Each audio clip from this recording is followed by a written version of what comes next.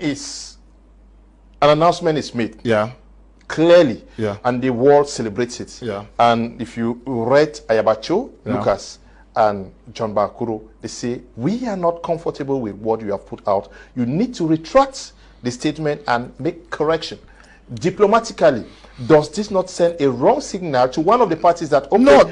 one side is already dictating? No, Leo, I don't think Ayaba was dictating. I think, I mean, I was not privy to these meetings, but I think also for them insisting that the name should be changed, it's probably what had been agreed in the meetings. You understand? So let us also try to give them benefit of that. And notwithstanding that, for the sake of argument, let's assume that that was not what was agreed.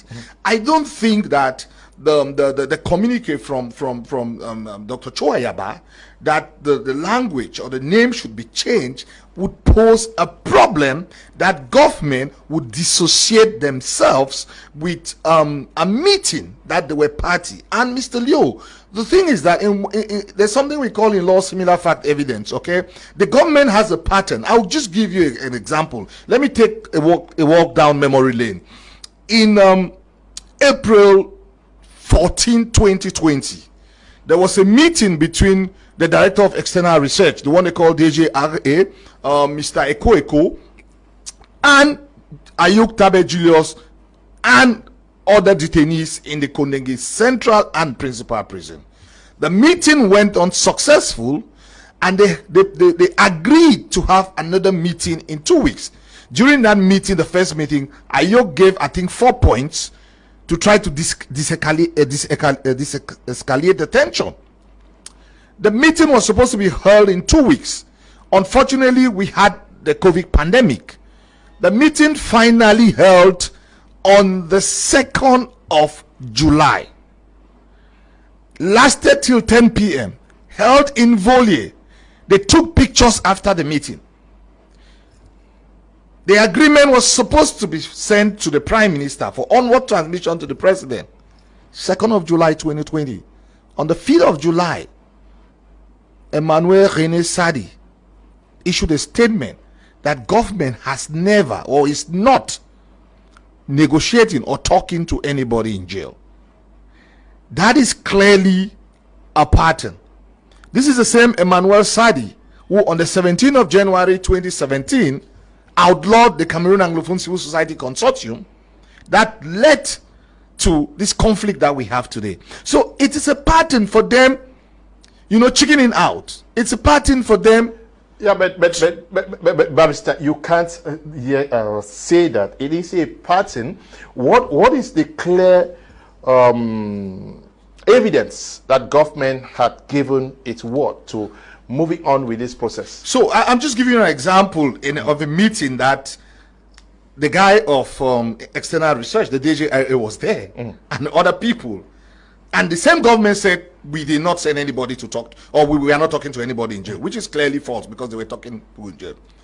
This meeting in Canada, the meetings took place thrice: October, November, December, twice in Quebec, and one in Toronto. I can't remember the dates, but I have the dates written somewhere. The people who left this country and went to the meeting, ticket was bought by government. If you get these people and you check their passports, you will see that on these dates they flew to Canada for a meeting. There was an agreement in that discussion. Okay, this thing was piloted by the Prime Minister with the consent of the head of state of this country, because the Prime Minister will not involve in such discussions without running it through the head of state. And then all of a sudden, Canada issues a statement. There is euphoria. Then the hawks in the regime, those who don't want to see things work, those who are trying to flex their muzzle, because Leo, don't forget also, this thing goes beyond just what is happening in the southwest and the northwest region.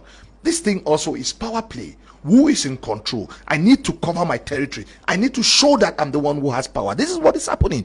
So for them today to say they're not in any negotiation is the height, is the height of dishonesty. And I would go beyond. It's like the apogee of political, I mean, kind of dishonesty that it flies in the face of logic for them to say they did not, because it's clear. Maybe some of these initiatives were taken at individual initiatives that did not receive the blessing of the entire government apparatus. No, Leo, you see, unfortunately, it's not everything that one has to, you understand. But trust me, it had the blessings of the highest individual in this country, who was taking care, who was buying the tickets for those who were going there to have this meeting. It's not an individual, it's the state. It's the state, and the state is aware of. I mean, is the prime minister not part of the state? He's the fourth in command or fifth in command. So if it's involving in something, you know, how would Canada, for example, I mean, Canada foreign minister making a statement like that? Would he make a statement like that when the state did not give consent? I don't know if you read Jeune Afrique today. Jeune Afrique clearly says that there was the president of this country gave his consent. I mean, as far back as 2020, for talks to be held. Prayer talks were being held also midwife at times by the UN. It just morphed into this announcement that we had a few days ago. I think also the state has to face its reality, you know. Perhaps when the communique came from Canada, it took them by ambush. Perhaps they were still trying to find a way to pass out the message. But for them to categorically deny that they did not give their consent, I don't think that looks good for us as a nation also. Especially, don't forget, we are setting an example. We are talking about 11 February. We are talking about young people, morality. They have to be upright. But if a state also is seen or is perceived not to be telling the truth, it trickles down to the young people to say, but why are you preaching virtue and practicing vice? That's the way I look at it.